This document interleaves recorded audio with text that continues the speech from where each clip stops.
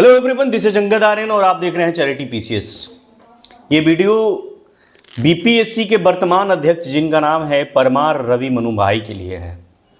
इस वीडियो में उनका अभी तक का कच्चा चिट्ठा है और ये बताने का भी प्रयास किया जाएगा आपको कि कैसे 17वीं बीपीएससी, देखिए बताने के प्रयास के क्रम में as a student, as a teacher, as a social activist हमारे पास कोई सबूत नहीं है, क्योंकि मैं पत्रकार नहीं हूँ और मैंने इस पे केस फाइल नहीं किया, केस स्टडी नहीं किया और इस तरह से कुछ चीज़ें हमारे पास हैं नहीं। लेकिन क्लू हैं आपके लिए, लॉजिक है आपके लिए, जिन क्लू और लॉजिक पे आप स्वयं से विचार कर सकते हैं कि बीपीएससी 17वीं क्या है, कैसे है और किस प्रकार, जिसे अमित शाह कहते हैं ना, क्रोनोलॉजी समझिए, तो उसी प्रकार से आपको क्रोनोलॉजी समझाने का प्रयास करूँगा और उस क्रोनोलॉजी को समझ के तार्किकता के साथ आप स्वयं समझ जाएंगे कि क्या हो रहा है, कैसे हो रहा है, कितना बड़ा खेल है ये।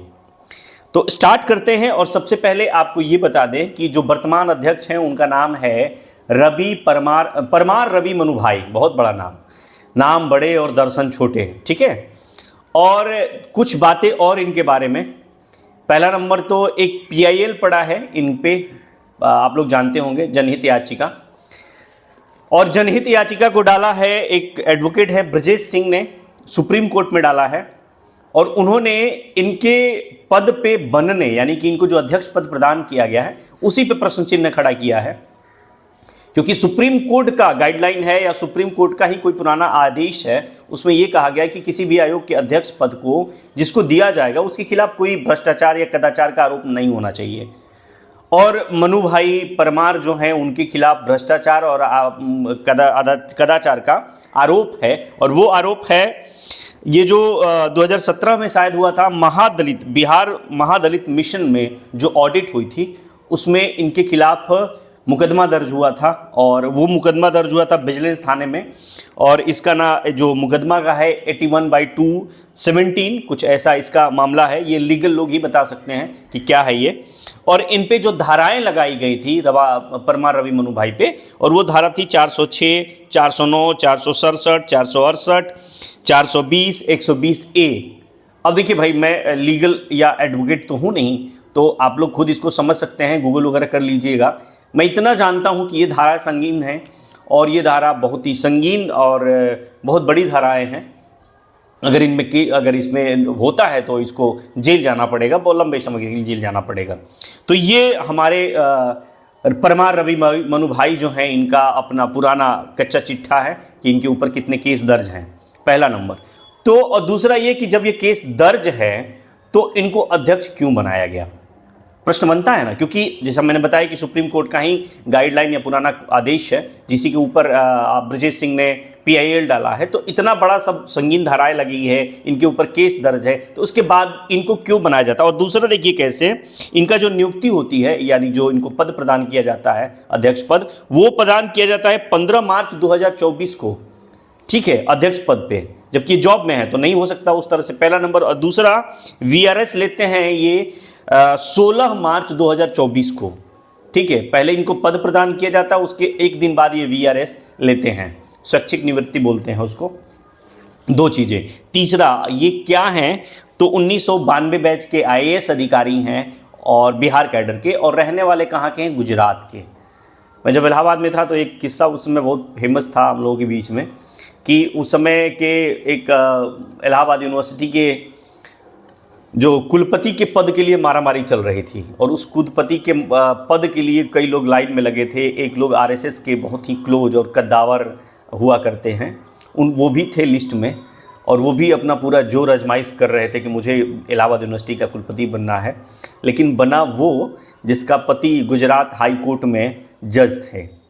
तो आप अभी से समझ जाइए कि गुजरात लिंक बहुत स्ट्रॉन्ग चल रहा है इस समय हर जगह पूरे भारत में। तो रवि परमार मनु भाई जो हैं वो भी गुजरात के हैं, ये भी आप लोग माइंड कर लीजिएगा। अब आते हैं 17वीं BPSC पे। ये तो पूरा कच्चा चिट्ठा हो गया रवि परमार मनु भाई पे। इन पे PIL भी पड़ा हुआ है, तो वो तो सुप्रीम कोर्ट देखेगी। उसके बाद भी बहुत सारा लीगल एक्शन चल रहा है, वो अलग मुद्दा होता है।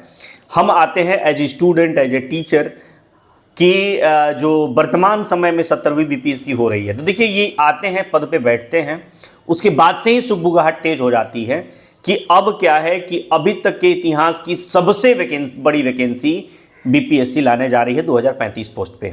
जब इतिहास की सबसे बड़ी वैकेंसी 2035 पोस्ट पे लाई जाती है, कोने अतरे से बिहार का ढूंढ ढूंढ के, और मतलब इस तरह से वैकेंसी को बनाया जाता है कि जैसे अब बीपीएससी के ऑफिस पे ताला जड़ देना है और आने वाले भविष्य के लिए कुछ सीट ही नहीं छोड़ना है, और पूरा मतलब कोई भी ऐसा जगह नहीं है जहां से लाया जाता है।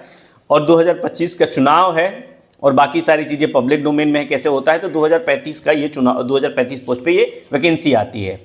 उसके बाद रवि परमार मनु भाई क्या करते हैं, इनका देखिए एकदम जीनियस स्टेप ये होता है कि इनके दिमाग में चलता है कि नॉर्मलाइजेशन लगाना चाहिए। ठीक है, ये पब्लिक डोमेन में है और इसको एक तरह से कहा जाए प्रत्यक्षतः नोटिफिकेशन जो आता है 17वीं बीपीएससी के, उसमें डाला गया है। पब्लिक डोमेन में है, आप लोग नोटिफिकेशन चेक कर सकते हैं कि 2 डेट में लिया जाएगा, 2 पेपर हो सकता है और उसको नॉर्मलाइज किया जा सकता है। जब 2 डेट में देंगे तो नॉर्मलाइज किया ही जाएगा।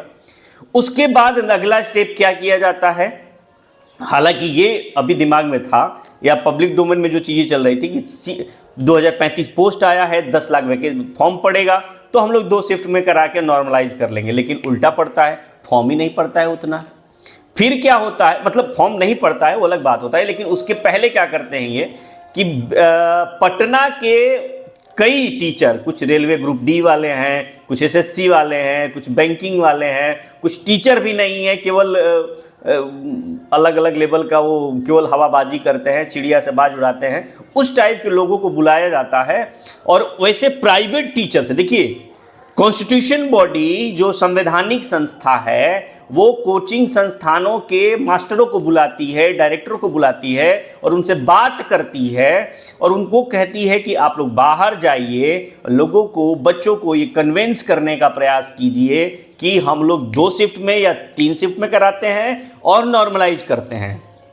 अब बच्चे जब ये सुनते हैं, क्योंकि नॉर्मलाइजेशन ऐसी प्रोसेस है और उसमें ऐसे लुईस डुकवर्थ वाले रूल लगाए जाते हैं, क्यों पीटी से ही खेला प्रारंभ हो जाता है, किसको कितना नंबर देना है, किसका घटाना बढ़ाना है, वो सब आयोग के हाथ में चला जाता है।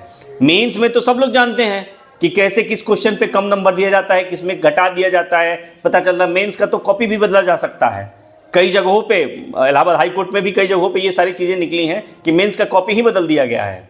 तो मेंस की तो बातें नहीं करेंगे, इंटरव्यू में क्या होता है वो तो मैं बात ही नहीं करूंगा।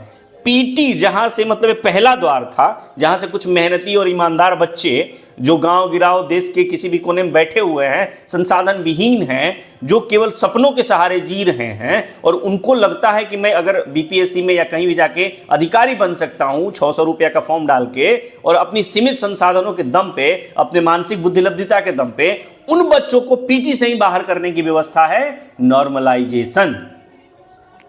तो ये जब विरोध करते हैं बच्चे नॉर्मलाइजेशन का, आप लोग देखे होंगे 6 दिसंबर का आंदोलन होता है, तो सुबह में तो आयोग नोटिस दे सकती थी ना कि हम नहीं लगाने वाले हैं। पूरे पटना में दंगा फैलता है, बच्चे दौड़ा दौड़ा के मारे जाते हैं, कुछ का पैर टूटता है। एक बच्चा तो पैर टूटे हुए पैर के साथ औरंगाबाद गया था पेपर देने के लिए। तो ये सब व्यवस्थाएं जब होती हैं, बच्चा दौड़ा दौड़ा के मारे जाते हैं। उसके बाद रात को 9 बजे नोटिस दिया जाता है और पूरा बेजाब्ते लिखा जाता है उसमें कि हमने तो नॉर्मलाइजेशन का बात ही नहीं किया था, ये तो केवल अफवाह उड़ाया गया था। अरे भाई, जब अफवाह उड़ाया गया था तो अफवाह को शांत भी तो कर सकते थे। तो तुम अभी रात को 9 बजे आप नोटिस दे रहे हो, वो सुबह 9 बजे भी तो नोटिस दे सकते थे, क्योंकि सुबह 8 बजे से बच्चे आना स्टार्ट हो गए थे। दोपहरिया में दे देते भाई, कुछ बच्चे बच जाते, पैर और नहीं टूटता। बहरहाल ये तो बात खत्म हुआ। उसके बाद 13 दिसंबर का पेपर होता है। 912 सेंटर पे पेपर होता है। 912 में 911 सेंटर की अनियमितता, भाई बच्चे तो है नहीं कि 911 सेंटर का बच्चे सबूत कहाँ से लाएं, वो भी अपना सेंटर बता रहे हैं, अनियमितता बता रहे हैं। वो तो हाई कोर्ट में चीज़ें चली गई हैं, उसके लिए बच्चे लड़ रहे हैं।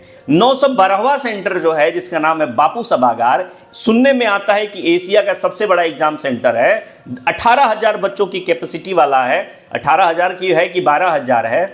उसमें क्या होता है कि क्वेश्चन पेपर कम हो जाता है। बताओ भाई, आयोग के पास, संवैधानिक निकाय के पास, जिसके पास ट्रेजरी के पैसा आ रहा है, सरकार का पैसा बच्चे भी दे रहे हैं, वो क्वेश्चन पेपर कम छपवाता है और एक कंडीशन ये हो जाता है कि उस सेंटर पे 1-2 तल्ले में पेपर होता है, बाकी तल्लों में आप लोगों के पास वीडियो आता है पब्लिक डोमेन में। वो कुल मिला के 912वां सेंटर जो है यानी बापू सभागार, वहां का सेंटर रद्द होता है। और वहां का सेंटर जब रद्द होता है तो उसी सेंटर को 4 जनवरी को पेपर करवाया जाता है। और वो पेपर जो एक सेंटर का पेपर है, वो सेंटर 22 सेंटरों में पेपर करवाया जाता है। अब प्रश्न एक सिंपल सा ही बनता है कि क्या 22 सेंटरों पे पेपर में अनियमितता हुई होती या धांधली हुआ होता तो क्या पेपर रद्द नहीं होता, 110% होता। समझ में आ रहा है ना। तो अब क्या होता है कि करवाया जाता है। और देखिए, जो नॉर्मलाइजेशन का विरोध किया जा रहा था, आयोग आकर के वहीं खड़ी हो गई, उसी का छोटा भाई कान उल्टा पकड़ के और उसको लगाया जाता है जिसका नाम है स्केलिंग। अब क्या है बच्चों के सामने कि अब स्केलिंग लगा दिया गया। ठीक है, 2 पेपर कराए गए। पहला वाला तो था ही रेलवे ग्रुप डी वाला, और दूसरा वाला 4 फरवरी, और ग्रुप डी से भी माइनस ग्रुप डी पहुंचा दिया गया। समझ में आ रहा है ना। ऊपर से एक में, और क्वेश्चन भी किस किस अतरंगी लेवल का। पहले वाले का क्वेश्चन का अगर आपको देखना होगा ना, तो पहला का क्वेश्चन बता रहा हूं, उसमें एक प्रश्न था, बाकी सारा तो आप लोग देख लेना, कि पटना साहिब बिहार के किस जिले में स्थित है। बताइए, पटना साहिब बिहार के किस जिले में स्थित है। पटना साहिब गुरुद्वारा, इस टाइप का। अगर आपसे पूछा जाए कि आगरा का किला उत्तर प्रदेश के किस जिले में स्थित है, इस टाइप का, ये बताइए। इस टाइप के, इसी स्तर के क्वेश्चन थे। जो तैयारी करता है ना, वो ये जो पेपर बनाया गया था ना, लिटरली रवि परमार मनु भाई ने कहा था, उसका पढ़ा हुआ है पब्लिक डोमेन में इंटरव्यू, कि हम 68 और 69 के बीपीएससी के लेवल का पेपर बनाएंगे, मतलब गंगा लेवल का, मतलब समझ रहे हैं ना। और ये छोटी गंगा बोल के नाला में कुदा दिया। समझ में आ रहा है, एकदम डी ग्रेड का पेपर बनाया गया। मतलब आप एनसीईआरटी रटो, लक्ष्मीकांत पढ़ो, पैनोरमा, और उसके बाद राजीव अहिर पढ़ के जाओ, ठीक है, मॉडर्न इंडिया के लिए, और बहुत सारी उच्च स्तरीय किताब पढ़ो, बड़े लेवल के क्वेश्चन सॉल्व करो, और पता चला कि गूगली डाल दिया, लूसेंट से भी लोअर लेवल का क्वेश्चन।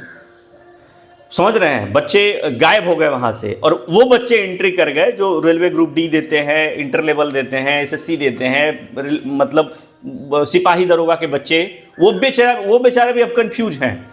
जिनका मेंस होना चाहिए वो बेचारे मेंस से नहीं दे पा रहे हैं, और जिनका मेंस तैयार है, ओरिजिनल यूपीएससी के बच्चे हैं या जो स्टेट्स कमीशन के बच्चे हैं, वो बेचारे तो मेंस से बाहर हो गए। समझ में आ रहा है ना। 80% वो मेंस से बाहर हो गए, 20% उसमें लटके पड़े हैं।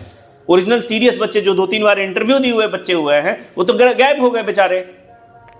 जो बच्चे एंट्री किए हैं दरोगा लेवल वाला, रेलवे लेवल वाले, उन बच्चों का मेंस नहीं तैयार है। ठीक है, तो इस प्रकार की कुछ खेल किया गया, और पता नहीं कैसे खेल किया गया, ईश्वर जाने। लेकिन जिस प्रकार से नौटंकी हुई 13 दिसंबर को, उसी प्रकार की नौटंकी होती है 4 फरवरी को। और उसके बाद जब प्रेशर बनता है तो दोनों पेपर में से 4-4 क्वेश्चन डिलीट करके अब मामला कट डाउन किया जा रहा। मतलब क्या है, नॉर्मलाइजेशन नहीं, स्केलिंग हो रहा है। तो अब समझ रहे हैं आप लोग कि मनु परमार रवि भाई हैं, किस लेवल के दूरदर्शी व्यक्ति हैं। इनका इतिहास भी गवाह है, वर्तमान तो साक्षी है ही है। ठीक है, अब क्या है, बच्चे हाई कोर्ट गए हुए हैं, लड़ रहे हैं, संघर्षरत हैं। ग्रामीण परिवेश में जो माहौल बना हुआ है, भाई सब बच्चे हैं। कल माझी जी का मैं देख रहा था, बोले कि 4 लाख बच्चे जो नहीं दिए उतना। अरे यार, मतलब समझ में नहीं आ रहा है ये सब नेता बने कैसे भाई। समय था, एक नेता बन गए बहरहाल, लेकिन अब थोड़ा सोचना चाहिए बिहार के लोगों को कि सच यही है ना कि आप जब नज़दीक जाके नेताओं को देखेंगे यहाँ के परिवेश में, तो ढंग से कोई बात भी नहीं कर पाता यार। मतलब ढंग का वो नॉलेज लेवल भी नहीं है। पता नहीं 38 जिलों के नाम भी पता होंगे कि नहीं, प्रमंडलों के नाम पता होंगे कि नहीं। और भाई अब भाई पद है तो पूछ भी नहीं सकते कि भाई 38 जिलों का नाम बता दो या प्रमंडलों का नाम बता दो, वो अलग बात है। लेकिन राजनीति का स्तर नहीं रह गया है वो। और कोई मतलब स्तर पे देखें ना, तो जिसे जैसे तैसे करके पैसा कमाना है और अपना समय से वोट बैंक बनाना है और ऐसे ऐसे मुद्दों पे बात करना है जिनका कोई ज़रूरत नहीं है। और कुल मिला के बिहार की जो स्थिति है वो एकदम डवाडोल बना के रखे हुए हैं। ठीक है, बिहार जिस तरह जिस गति से नीचे जा रहा है, आने वाले भविष्य में तो और स्थिति दुर्बल होगी। आपके बगल में यूपी की स्थिति देख लीजिए, अन्य राज्यों की स्थिति देख लीजिए, ठीक होता जा रहा है। मैं तो बिहार और झारखंड की भी कोई ठीक ठाक स्थिति नहीं है। झारखंड का भी बता रहा हूँ, वही यहाँ पश्चिम बंगाल का भी है। मतलब 3 स्टेटों का भी वही हाल है जो बिहार का हाल है, तो कंडीशन बहुत ही पिटेबल हो जाती है। तो इस प्रकार से 70वीं चल रही है और अब सुनने में आ रहा है कि ये अप्रैल में मेंस कराएंगे, अगस्त तक फाइनल कराएंगे। ईश्वरीय न्याय अगर है कुछ तो ये नहीं हो पाएगा, समझ में आ रहा है। हाई कोर्ट में बच्चे गए हुए हैं, प्रेशर भी बन रहा है, अब देखिए क्या होता है। लेकिन सच पूछिए तो री एग्ज़ाम होना चाहिए, क्योंकि बच्चे जिस हिसाब से स्थितियाँ बदली है ना, एक असंतोष का माहौल है और वो असंतोष का माहौल नहीं होना चाहिए, खास करके आयोग के प्रति, जो कि एक संवैधानिक संस्था है। और उस संस्था को इसलिए बनाया गया था कि समाज के निचले तबके, उपले तक, किसी भी तबके से जहाँ मेधा सूची है, जहाँ आईक्यू लेवल है, जहाँ इंटेलिजेंसिया है, वो बच्चे निकलें और सोसाइटी के सिस्टम के मेन रूट में आए और उस फ्लो को कंटिन्यू करके रखें, ताकि विकास का स्तर बढ़िया रहे, बेहतरीन रहे, सामाजिक न्याय बना रहे, सामाजिक समरसता बना रहे और कोई भी राज्य बेहतरीन कर सके। और वो नहीं हो पाएगा, क्योंकि इस प्रकार से चीज़ें होंगी तो नहीं हो पाएगा, क्योंकि जिस प्रकार से बच्चे आएंगे उनका क्या फ्लो होगा वो तो ईश्वर जाने और समय बताएगा। लेकिन ऐसा नहीं होना चाहिए और हम सब अभी भी लगे हुए हैं कि री एग्ज़ाम करवा लिया जाए। तो ये हमारे रवि मनु भाई थे, इनका पुराना कच्चा चिट्ठा था, सुप्रीम कोर्ट में भी चल रहा है। देखिए भविष्य में क्या होता है। अगर वीडियो अच्छा लगा तो इसको रीच दीजिए। मिलते हैं अगले वीडियो में, तब तक के लिए धन्यवाद।